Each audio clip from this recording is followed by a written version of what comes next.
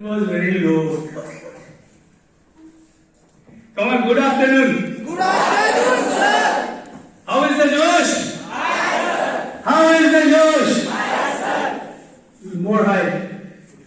How is the Josh? Higher. Good. I am Sandeep Roy. Here I have come to career guide you. Actually, you are having exams, right? How was the exam? You know defense? Anything about defense? NDA, you know? National Defense Academy, where is it? Where is Khanagwasla? Near Pune. Pune, in Maharashtra. And do you know the number of joinees there from Maharashtra? It is negligible, countable. I am also from Manmad. I am from St. Mary's. And then later I was in Indian high school. So in my time, there was no provision. I too wanted to join NDA, but I was not knowing how to join it. So when I came to know that how we can go forward to join NDA, my age was behind me. Okay? But now you have the age. That's why I have come to you all. You can join NDA or Defense Services, Army, Navy, Air Force. There is an age limit 16.5 to 19.5. Okay? Rakesh Ranjan sir is the co-founder of our Defense Academy, that is Adhyan Defense Academy in Nasik. If you come to if you know Nasik, where is Nasik, you know? Yeah. So you can visit our campus there, and whenever you take the decision to join Defense Services, you are always welcome to visit our campus. Okay, I over to you, Mr. Rakesh Ranjan sir, and he will guide you how you can proceed or how you can go to NDA. Right? Thank you. All the best. सबको हिंदी समझ आता है?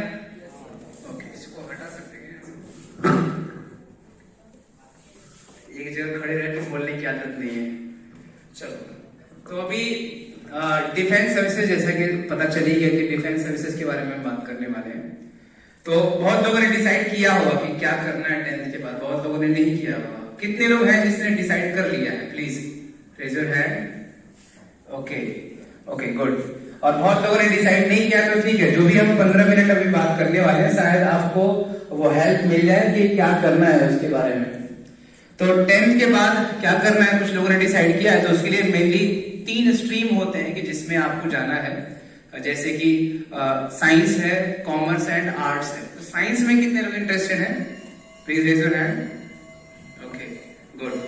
This side only, यहाँ पे कोई response नहीं। अच्छा, ठीक है। कॉमर्स वाले, जिनको कॉमर्स में जाना है, सब में पार्टिसिपेट करना। Okay, good. उसके बाद आर्ट्स, कुछ ऐसे भी होंगे जिन्होंने हाथ ही नहीं उठाया, ठीक है। Okay, good.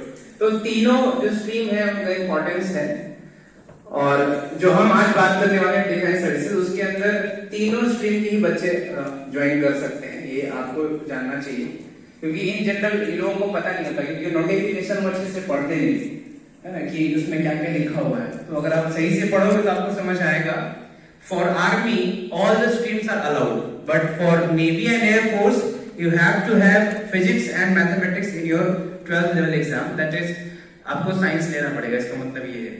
तो इन नटसेल आपको साइंस लेना चाहिए, क्योंकि साइंस अगर लोगे तो मैथमेटिक्स पढ़ोगे, और मैथमेटिक्स का वेटेज ज्यादा होता है एनडीए में। क्लियर है? खैर, जो भी आप लेना चाहते हो, बट डिफेंस सर्विसेज में आप आ सकते हो। अच्छा, ओके, गुड। अच्छा, ठीक है। तो अभी 4 लोग मुझे दिखे यहाँ पे।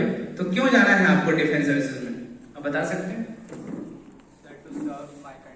To serve my country. अच्छा, ठीक है, ओके। और कुछ अलग आंसर प्लीज, कोई और अलग आंसर जो देना चाहता है बताओ। आप इधर से, हाँ, क्यों जाना चाहते हो? किसने हाथ उठाया था? हाँ, वही, to serve the country. Same, ठीक है। ठीक है, to serve the country is the good answer and this is common answer I think.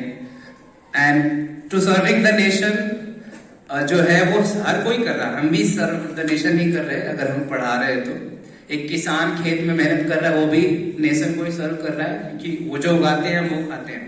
ठीक है, लेकिन हाँ सबसे ज्यादा कंट्रीब्यूशन उन्हीं का है जो कि वहां पे सीमा पर है, बॉर्डर पे है। लेकिन इसके बाद और भी आंसर है, शायद तुम्हारा हिट नहीं किया आंसर वहां तक। वो ये है कि बहुत लोगों को वर्दी पसंद होती है उनकी, है ना, यूनिफॉर्म जो कि वो पहनते हैं वो बहुत अच्छा होता है। वो और किसी के पास वैसी रॉयल्टी नहीं है। अगर आपकी सोसाइटी में कोई डॉक्टर इंजीनियर हो और दूसरा एक डिफेंस वाले हो, मेजर कर्नल या जो भी हैं, उनका रिस्पेक्ट अलग होता है, वो सबसे अलग होते हैं। सही बात है ना। और उसके बाद चौथा जो आता है कि जॉब हमें इसलिए करना है या चाहिए क्योंकि हमें जिंदगी भी आगे चलाना है, तो उसके लिए पैसे चाहिए होते हैं। तो और उनको उनकी सैलरी भी काफी अच्छी होती है, जो भी ऑफिसर एंट्री या जो भी पोस्ट है उसके लिए, है ना।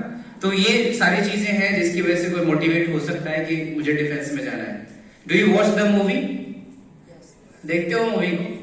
अच्छा, मेजर देखा है? मेजर अभी अभी आई थी। अच्छा, लक्ष्य मूवी देखा? ये पुरानी है वैसे, अक्षय इसका ऋतिक रोशन का देखा है ना। उसके बाद फिर आपने उरी अटैक देखा होगा, है ना। तो उसमें वो दिखाते हैं कि किस तरीके से उनकी लाइफ है। और अगर किसी को स्पोर्ट्स पसंद है या एडवेंचर पसंद है, कितने लोगों को एडवेंचर पसंद है? घूमना फिरना खाली अगर बात करें, बहुत कम को, तो उनको डिफेंस सर्विसेज ज्वाइन करना चाहिए, क्योंकि डिफेंस सर्विसेज वाले वहां भी जाते हैं जहां सिविलियन नहीं जाते। सियाचिन सुना होगा, -40°C होता है, वहां भी जाते हैं। तो एडवेंचर अगर पसंद है तो ज्वाइन करना चाहिए आपको। अगर आप डिफेंस सर्विसेज ज्वाइन करोगे तो आपको जो है एक्सपोजर बहुत अच्छा मिलेगा। आप अलग अलग कंट्री जा सकते हो, वहां के ऑफिसर्स से मिल सकते हो। आप अगर न्यूज़पेपर पढ़ते होगे या न्यूज देखते होगे तो उसमें कई बार आप सुने होंगे कि ये इंडियन ओशन में ऑस्ट्रेलिया का और इंडिया का ज्वाइंट एक्सरसाइज चल रहा है, सुना है ना सर। पैसिफिक ओशन में किसी और के साथ चल रहा है, उधर पे अरेबियन सी है बंगाल के बगल में, तो वहां पर जापान और इंडिया के साथ चल रहा है ज्वाइंट मिलिट्री एक्सरसाइज। तो वो एक्सपोजर है, एक कंट्री दूसरे कंट्री के साथ वो रिलेशनशिप बनाने के लिए वो चीजें करते हैं, एक दूसरे से सीखने के लिए करते हैं। तो वो अगर आपका इंटरेस्ट है तो आप उसमें जा सकते हैं। कुछ और मैं नाम लेना चाहूंगा जो कि डिफेंस सर्विसेज से ही है, जैसे कि बिपिन रावत सर, नाम सुना है? क्यों, क्या है वो, क्या जानते हो उनके बारे में? He was first, क्या पोस्ट था नाम उनका?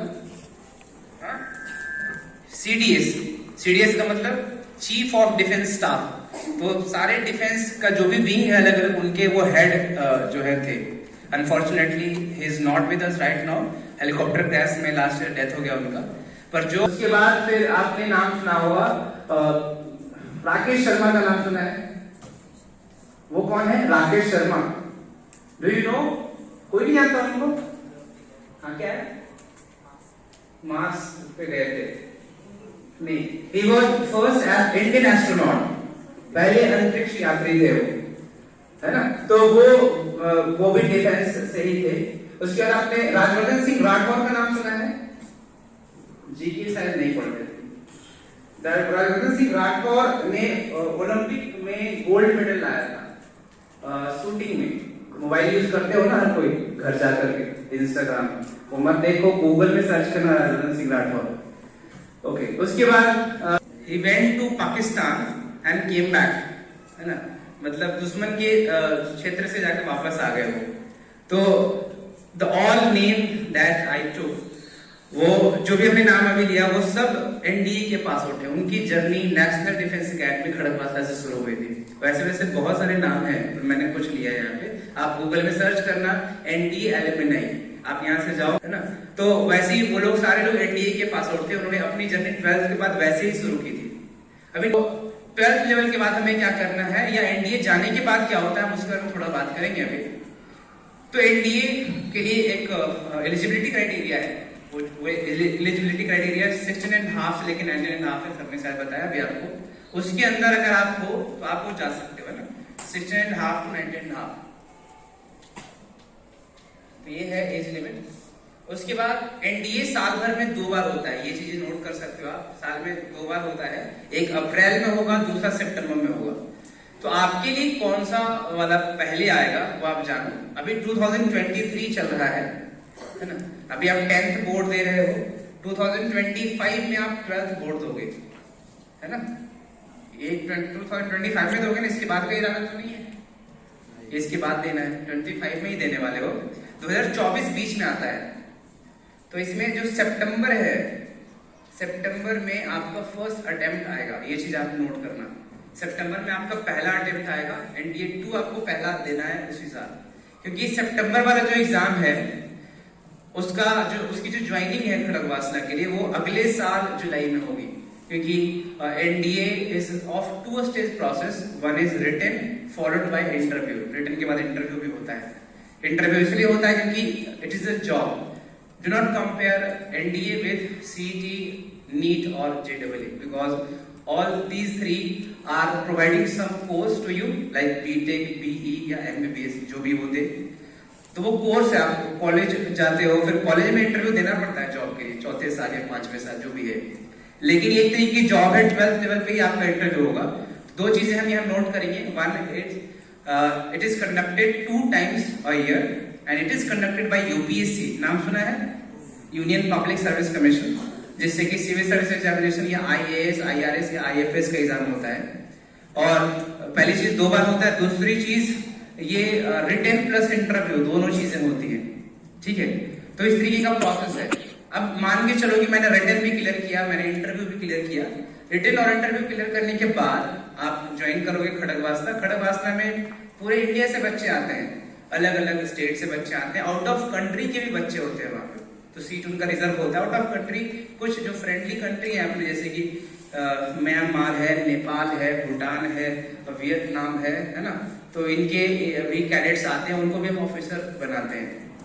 आप खड़गवासला में चले गए तो आपको वहां पे 3 साल रहना पड़ेगा। खड़गवासला का फोटो आपको ब्राउज़र में बीच वाले पेज में दिख जाएगा, उसको ओपन करोगे तो बहुत लोगों ने देखा भी होगा, वो जो बिल्डिंग है सबसे मेन बिल्डिंग है, एडमिनिस्ट्रेटिव बिल्डिंग है, वही से सारी चीजें रेगुलेट होती है। उसका नाम सूडान ब्लॉक है। सूडान ब्लॉक की हिस्ट्री आप चाहो तो यूट्यूब वगैरह पे देख सकते हो, मिल जाएगा। ओके, उसके बाद आप 3 साल यहाँ पे रहोगे and you will be a taut. अलग अलग सब्जेक्ट्स है वहाँ पे, अलग अलग वहाँ पे स्ट्रीम्स है, उसके अंदर भी इंजीनियरिंग होता है ना, तो अलग अलग कोर्सेज है, उसके अंदर भी पढ़ाएंगे, आपको ट्रेनिंग भी देंगे, सुबह से उसका रूटीन चालू हो जाता है। अगर लगा तो डिस्कवरी या नेशनल ज्योग्राफी में उनके डॉक्यूमेंट्रीज है, वो आप देख सकते हो, नेशनल डिफेंस एकेडमी में क्या होता है। 3 साल बिताने के बाद वहां पे आपको ग्रेजुएट की डिग्री मिलेगी, ग्रेजुएट हो जाएंगे आप, और जो ग्रेजुएशन की डिग्री मिलेगी वो मिलेगा JNU से, जवाहरलाल नेहरू यूनिवर्सिटी, नाम सुना है? कहाँ है वो? हैदराबाद में, न्यू दिल्ली में है ना, JNU न्यू दिल्ली में काफी फेमस था कुछ सालों पहले, हमने सुना होगा।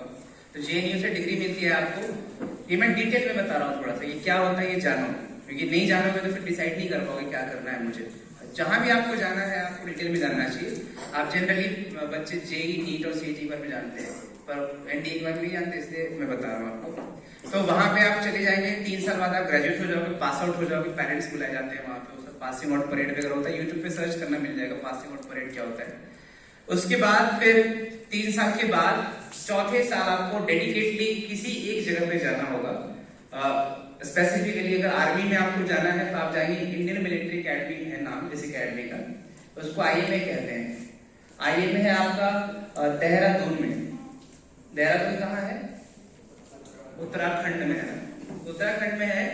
तो उत्तराखंड में यहाँ पे आपको जाना है, अगर आपको आर्मी में जाना है तो, जैसे कि अपने विपिन रावत सर है ना। उसके बाद अगर आपका सपना है कि मुझे एयरफोर्स में जाना है, कुछ अभिनंदन सर जैसा करना है, तो इंडियन एयरफोर्स एकेडमी है जो कि ये है हैदराबाद में। ये कहाँ है? हैदराबाद, तेलंगाना, तेलंगाना में है, तेलंगाना में हैदराबाद है। तो यहाँ पे 1 साल के लिए। और अगर आपका सपना है कि मुझे नेवी में जाना है तो आप जाएंगे यहाँ इंडियन नेवल एकेडमी, ये एजीमाला में, एजीमाला ये केरला में। ओके, तो 3 अलग अलग जगह है जहाँ पे आपको स्पेसिफिकली किसी एक ही जगह पे जाना है, जो भी आपका इंटरेस्ट है उसके हिसाब से, है ना। तो ये 1 साल के दौरान गवर्नमेंट आपको स्टाइपेंड देती है 56,000 का। ये बताने का मकसद ये है कि तुम जानो कि हाँ ये जॉब है, this is not a course, मैंने स्टार्टिंग में बोला था। तो गवर्नमेंट आपको स्टाइपेंड देती है, पर मंथ वो मिलेगा आपको। उसके बाद आप वहां से पास आउट वहां से भी हो जाओगे 1 साल के बाद, स्पेसिफिकली ट्रेनिंग जो मिलेगा आपको। पास आउट होने के बाद आपकी पोस्टिंग हो जाएगी, जहां पर भी वैकेंसी है, जहां पे भी आपकी पोस्टिंग होनी होगी, अलग अलग जगहों पे हो जाएगा। तो अभी पोस्टिंग के बाद क्या होगा, तो पोस्टिंग के बाद आपको पोस्ट मिलता है अलग से, उसका रैंक है। सबसे जो एंट्री वाला रैंक है उसका नाम है, क्या है नाम, कोई बता सकता है? बताओ क्या नाम है एंट्री वाला रैंक जो मिलेगा आपको, ऑफिसर एंट्री मैंने बताया, इसका नाम है लेफ्टिनेंट, है ना, लेफ्टिनेंट बोलते हैं इंग्लिश में उसको, लेफ्टिनेंट या लेफ्टिनेंट बोलो। तो उसमें भी अलग अलग के लिए अलग अलग नाम है। आर्मी के लिए इसका नाम लेफ्टिनेंट है। उसके बाद अगर नेवी में जाओगे तो सब लेफ्टिनेंट बोलते हैं उसको। अगर एयरफोर्स में जाओगे तो इसको बोलते हैं फ्लाइंग ऑफिसर। क्या बोलते हैं? Flying officer. नाम बहुत अच्छा लगता है सुनने में, है ना। उसके बाद रैंक उसके हिसाब से बढ़ती जाती है, जैसे आपका एक्सपीरियंस बढ़ेगा। तो ये पोस्ट का नाम मैंने आपको बताया। उसके बाद उसका फिर जो भी सैलरी या पर्क्स जो भी मिलता है, गवर्नमेंट की जो भी फैसिलिटी है वो आपको मिलने वाला है ना। तो ये चीजें हैं। तो ये होता है एनडीए में जाने के बाद क्या क्या होता है, मैंने समझाया। आपको समझाया ना सबको? किसी को कोई डाउट है यहाँ तक? Please, that is the question. 10 के बाद क्या कोई मेरे को ऐसे ही आएगा और चलता, क्योंकि आपके जैसे बहुत लोग लाइन में लगे हैं, है ना। तो आपके जैसे बहुत लोग लाइन में लगे हैं, तो उसमें जो स्पेसिफिकली अच्छे से पढ़ा होगा या अच्छे से उस काबिल होगा, उसी को लेने वाले हैं। तो उसके लिए सिलेक्शन प्रोसेस है। तो उसके लिए पहले तो रिटन होगा, है ना। तो सबसे पहले रिटन की तैयारी आपको करनी पड़ेगी अच्छे से।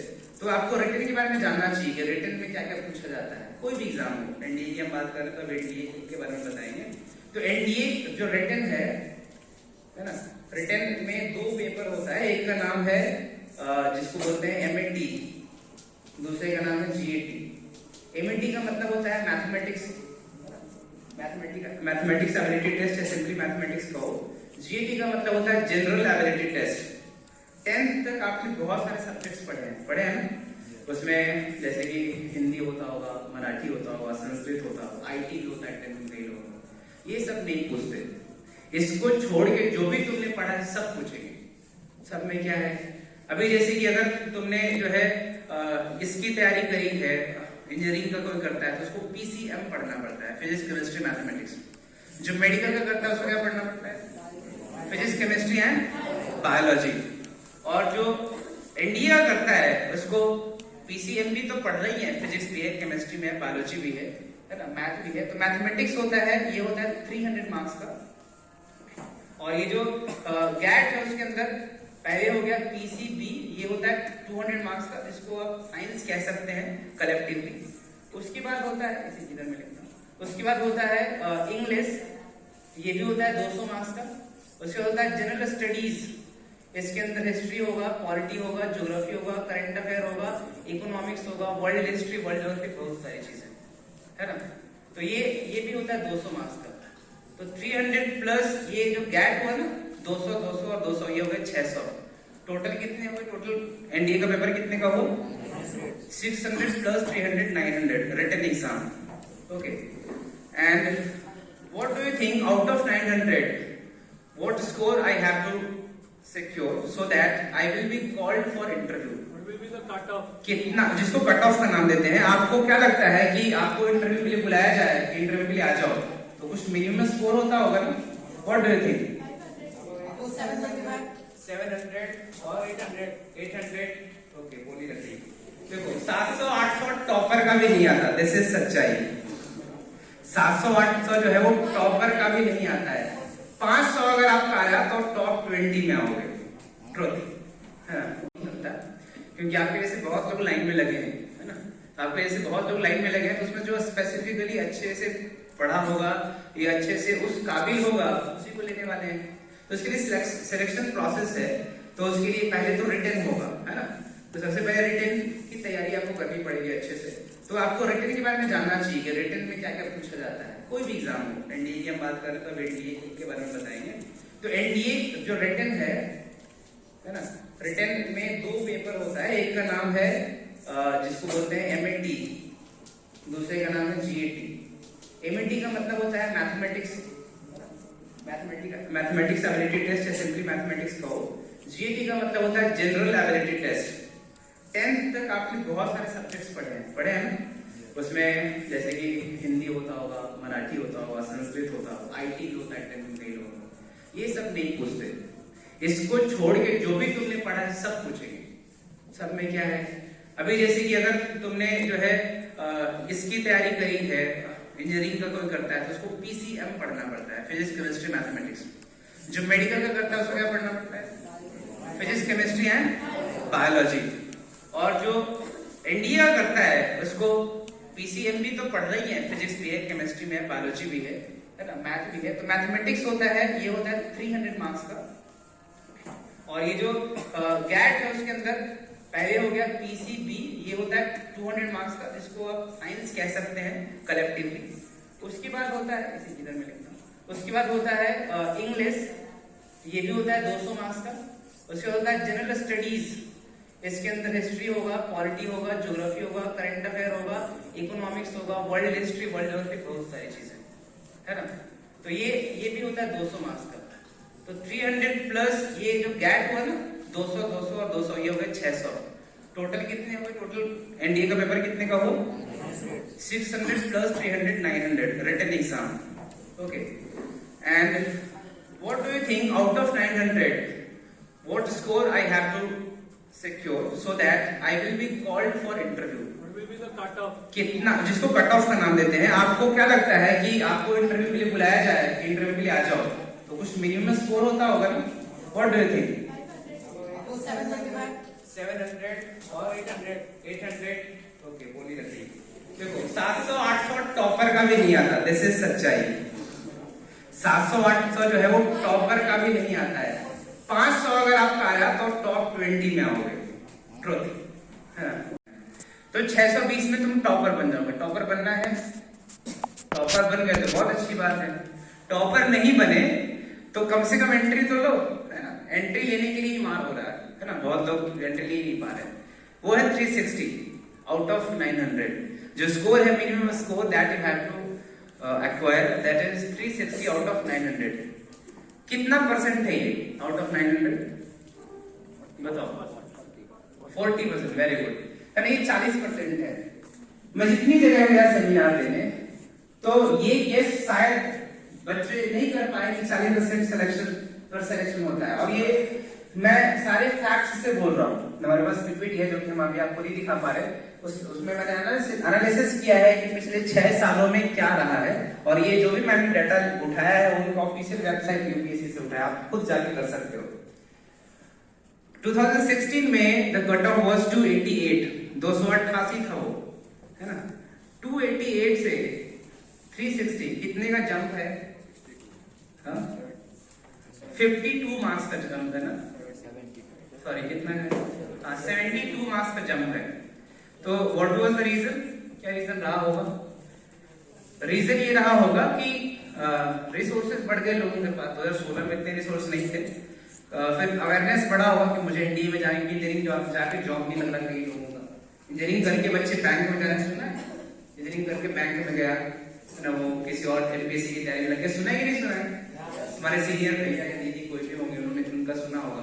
तो दिस इज द रीजन कि 40% जो है वो है मार्क्स के ऊपर सिलेक्शन। आज का अब तक का सबसे टॉप स्कोर है इस बार का, है ना। 2022 का निकला है, 2022 1 का अब तक ऑफिशियल डाटा है। तो उसके हिसाब से 40% बहुत ज्यादा टफ है क्या? देखने में टफ वैसे नहीं है। बोर्ड में 40% आया तो कोई वैल्यू नहीं जिंदगी में, है क्या? खुद को भी शर्म आ जाए, 40% लेके आए हैं। वहां पे 40% पे सिलेक्शन हो रहा है। Do you realize how easy this is? Easy हुआ या हार्ड हुआ? 40% पे सिलेक्शन हो रहा है, हार्ड हुआ? कितने लोग इजी समझ रहे हो कि 40% लाना तो बहुत आसान है? अरे अंदर से कॉन्फिडेंस नहीं क्या? Okay good. कितने लोग इसको हार्ड समझ रहे हो? ठीक है ठीक है, हाँ ठीक है। देखो तो रियलिटी ये है कि ऐसा नहीं कि बहुत टफ है। अगर इन टर्म्स ऑफ मार्क्स देखा जाए तो 40% लाया जा सकता है। और इन टर्म्स ऑफ सिनेरियो देखा जाए कि लोगों से क्यों नहीं आते हैं 40%, या लोगों अगर ऐसा होता तो 600 वाला टॉपर थोड़ी ना होता, है कि नहीं? तो कहीं ना कहीं कुछ तो है इसके अंदर। तो क्या है? तो यूपीएससी का जितने भी एग्जाम्स लेता है यूपीएससी, सबका कट ऑफ ऐसा ही होता है। बेकार का वो समाज में डर है कि यार यूपीएससी का सिलेक्शन बहुत टफ है, टफ है, टफ है। In terms of marks tough नहीं है, बट हाँ in terms of consistency tough है, उसमें लगातार लगा रहना पड़ेगा आपको। इन टर्म्स ऑफ जो लेंथनेस ऑफ सब्जेक्ट्स है वो टफ है, क्योंकि इसमें बहुत सारे सब्जेक्ट्स पढ़ने हैं। इसमें खाली पीसीएम नहीं पढ़ना है, खाली पीसीबी नहीं पढ़ना, आपको history, polity, geography, current affair, English वगैरह सब पढ़ना है। तो अगर इतना कुछ पढ़ना है आपको तो हाँ लेंथी है पर टफ नहीं है। क्वेश्चन का लेवल टफ नहीं हो सकता, नहीं है इसके अंदर। मैं एक सैंपल तुम्हें बताता हूँ, मेरे पास अगर टाइम है तो। टाइम है 10 मिनट और है 10 मिनट? समझ आ रहा है जो मैं कह रहा हूँ? चलो तो एक मैं क्वेश्चन का सैंपल तुम्हारे सामने देता हूँ। फिजिक्स कितने लोगों को पढ़ने में इंटरेस्ट है? फिजिक्स ठीक है, मैं फिजिक्स पढ़ाता हूँ, मेरे को तुम्हारी उम्र से ही फिजिक्स पढ़ने का बड़ा इंटरेस्ट था और मुझे पढ़ाना भी बड़ा अच्छा लगता था, इसलिए मैंने NIT से M.Tech किया, मास्टर इन टेक्नोलॉजी। उसके बाद मैं पढ़ाने में आ गया और फिजिक्स में पढ़ाता हूँ। एक छोटा सा सवाल पूछूंगा, बहुत आसान है। समझ लो कि दो चीजें हैं, एक ये मेरा मोबाइल है ना और दूसरा एक चौक, ठीक है। दोनों को मैंने सेम हाइट से गिराऊंगा नहीं, बस बताऊंगा, ठीक है। तो दोनों को मैंने सेम हाइट से अगर गिराया तो पहले कौन पहुंचेगा? चौक पहुंचेगा पहले, हल्का है। मोबाइल भारी है इसलिए। बस सेम। कितने लोग आंसर दे रहे हो कि सेम टाइम पे पहुंचेगा? Please raise your hand. शर्माना नहीं है इसके अंदर। अरे हाथ उठाओ, तुमने भी कहा है सेम टाइम पे पहुंचेगा, ये सही जवाब है। समझेगा? क्यों पहुंचेगा? 9th क्लास में ICSE का तो पैटर्न और भी बढ़िया है, मैंने पढ़ाया ICSE के बच्चों का, तो उसमें सिलेबस काफी अच्छा, काफी लंबा होता है बाकी के कंपेयर में, CBSE और स्टेट बोर्ड, तो वो सब कुछ पहले ही पढ़ा देते हैं उसको। ओके, तो अभी सेम पहुंचेगा, ये तुमने पढ़ा है ना, वो मास पे डिपेंड नहीं करता, एयर रेसिस्टेंस नहीं होना चाहिए, वैसे सेम पहुंचेगा। अच्छा ठीक है, एक और सवाल, जैसे मान के चलिए वायर है ना, इसमें क्या दौड़ रहा है? करंट इसको कहते हैं, है ना, करंट बोलते हैं उसको। तो इसमें करंट का फ्लो हो रहा है। Suppose the current in this wire is 6 ampere. कितना? 6 एम्पियर। तो मैंने पूछा इन 1 minute how much charge has phloem, तो बताओ क्या आंसर होगा? 1 मिनट में कितने चार्ज का फ्लो होगा? बताओ। हाँ खड़े होकर बताओ, जब किसी को पता है। करंट इलेक्ट्रिसिटी है ना अपने फिजिक्स में, बताओ। 120 volt. Volt is not the, क्या यूनिट क्या है? चार्ज का यूनिट क्या है? कूलम। कूलम है ना। ये भी एक सवाल था प्रीवियस ईयर क्वेश्चन में NDA का। कैसा सवाल है? टफ है क्या? आसान है, ऐसे सवाल होते हैं। और कितना? 600 कूलम। 600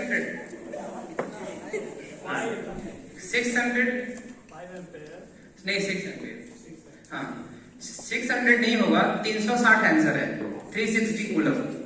क्वेश्चन आसान है, अगर तुम एक बार सोचो। 6 एम्पियर करंट है, अगर तुमसे पूछे कि 1 सेकंड में कितने कूलम गए, तो आंसर 6 ना। एम्पियर का मतलब ही होता है कूलम पर सेकंड, होता है कि नहीं? तो कूलम पर सेकंड यानी 1 सेकंड में 6 कूलम जाएगा, तो 60 सेकंड में कितना जाएगा? इस क्वेश्चन में बस मल्टीप्लाई तो करना था, 60 × 6। कुछ करना था क्या? नहीं करना था। फिर भी क्यों नहीं कर पाए तुम? क्योंकि शायद तुम्हें रिवाइज नहीं हो या जो भी है, इसका रीजन है। पर मुश्किल है क्या? ऐसे सवाल आते हैं NDA में, टफ नहीं होता, बस उसको कंसिस्टेंटली लगना पड़ता है। सब्जेक्ट्स बहुत ज्यादा है, उसको मैनेज करना पड़ेगा। सारी बात समझे? तुम्हारे आसपास हो सकता है कि कोई हो जो NDA में गया हो, है क्या कोई ऐसा जिसके आसपास गया है कोई NDA में? कौन सा? अच्छा, ये मनमाड़ का ही है, NDA में नहीं गया है वो, मैं बता रहा हूँ, रिटेल में उसका रिजल्ट आया। ठीक है, कोई बात नहीं। हाँ, कृष्ण मनमाड़े को आप जानते हो। एक और बच्चा है मनमाड़ का ही, अजय उगले, है ना, वो अभी 12th में है, रिटेल दिया वैसे, पर इसका इंटरव्यू अभी नहीं हुआ, अभी और चांसेस है उसके पास, है ना। तो मेरा कहने का बस मतलब ये था कि आप कॉन्फिडेंस लो आपके अंदर की हो सकता है ना। जो अगर आप चले गए एक बार NDA खड़ग वास्ते में, तो आपकी लाइफ सच में सेट हो जाएगी। आप अर्ली स्टेज पे, अर्ली एज पर आपके हाथ में जॉब होगा। समझ आ गया आप लोगों को? तो अभी ये NDA मैंने समझाया, तो NDA में कैसे जाते हैं वो भी मैंने समझाया। तो जिनको भी इंटरेस्ट हो ऑब्वियसली आप आगे आओ, अब कितने लोगों का इंटरेस्ट आया है इसके अंदर? ऑनेस्टली एनडीए में जाना है? हाँ उठाओ, ये तुम्हारी जिंदगी का सवाल है। ओके ठीक है, गुड, हाँ ठीक है। हाँ जैसे भी हो, अभी आपके पास टाइम है 2-3 महीने, इसमें आप सोचो जो भी करना है आपको, है ना। एक और बस आखिरी चीज मैं बोलूंगा कि अगर एनडीए में नहीं हुआ तो क्या? ये अंदर से सवाल आना चाहिए, नहीं हुआ तो क्या? अगर एनडीए में नहीं हुआ तो प्लान भी आपके पास रेडी होना चाहिए। एनडीए में देख के एज लिमिट है ना, तो एज लिमिट के अंदर हो गया तो ठीक है, कई बच्चों का नहीं भी होता है ना, क्योंकि जॉब है, रियलिटी है कि हर किसी का नहीं हो पाएगा। तो आपके पास प्लान भी, जैसे कि सीईटी का एग्जाम होता है, महाराष्ट्र सीईटी, आप पीछे पलट के देखो बहुत सारे बच्चे सीईटी में गए हैं, सेम चेहरे दोनों जगह हैं, एनडीए में भी और इसमें भी। जिनका मान के चलो इंटरव्यू क्लियर नहीं हुआ, क्योंकि इंटरव्यू भी इसके अंदर, तो सीईटी में 97-96% तक बच्चों का आया है। तो आप आराम से कंप्यूटर साइंस से जो भी ब्रांच लेना हो आपको ले सकते हो। फिर दूसरी चीज, मान के चलो मुझे इंजीनियरिंग करना ही है, हम क्यों करें इंजीनियरिंग, नहीं करना मुझे, तो आपके चांस भी खत्म हो गए, तो क्या करोगे? तो बच्चे का जनरली इंडिया में गवर्नमेंट जॉब तो चाहिए, गवर्नमेंट जॉब चाहिए क्योंकि सेट होना है भाई, ठीक है। तो गवर्नमेंट जॉब चाहिए ग्रेजुएशन के बाद। दो बच्चा है मान के चलो, बच्चा ए और बच्चा बी। बच्चा ए ने एनडीए की तैयारी की, बच्चा बी ने नहीं किया, लेकिन बच्चा ए का भी नहीं हुआ और बी ने तो तैयारी नहीं की थी, उसका भी नहीं हुआ। बच्चा बी सोचेगा बच्चा ए मेरे जैसा है, नहीं है। बच्चा ए ने पूरा पढ़ाई किया है, history, politics, geography, current affair. बच्चा ए और बच्चा बी ने दोनों ग्रेजुएशन में एडमिशन लिया है ना, ग्रेजुएट हो गए दोनों। अब क्या करें, अब तो गवर्नमेंट जॉब की तैयारी करनी है। तो इस गवर्नमेंट जॉब में जैसे कि रेलवे है, एसएससी है, बैंकिंग है, एमपीएससी है, यूपीएससी है, बहुत सारी चीजें हैं। तो दोनों ने तैयारी की। अब उसमें क्या पूछा जाता है एमपीएससी वगैरह में, ये सारी चीजें पूछी जाती है जो आपने 10th के बाद पढ़ा है। तो बच्चा बी को तब रियलाइज हुआ कि ये वाला तो हमसे आगे है, मुझे तो शुरू से पढ़ना पड़ेगा। और बच्चा ये जो है उसने बहुत कुछ पढ़ा है, उसके लिए आसान है, वो प्रिपेयर है पहले, है ना। लेकिन फिर भी बच्चा ये जिद पकड़ के बैठा है, मेरे को डिफेंस नहीं जाना है, तो जिद उसकी पूरी हो सकती है कैसे? ग्रेजुएशन के बाद सीडीएस बोर्ड का एग्जाम होता है, कंबाइंड डिफेंस सर्विसेज, है ना। और उसके बाद air force common admission test AFCAT, उसके लिए ये ऐसे ही सिलेबस है, मैथ उसमें थोड़ा और आसान है, तो उसमें हो जा सकता है ना। तो तैयार हमेशा ही रहोगे। अब तुम्हें डिसाइड करना है कि आपको क्या चुनना है। ये सारी चीजें मैंने आपके सामने रखी हैं, क्लियर? आपने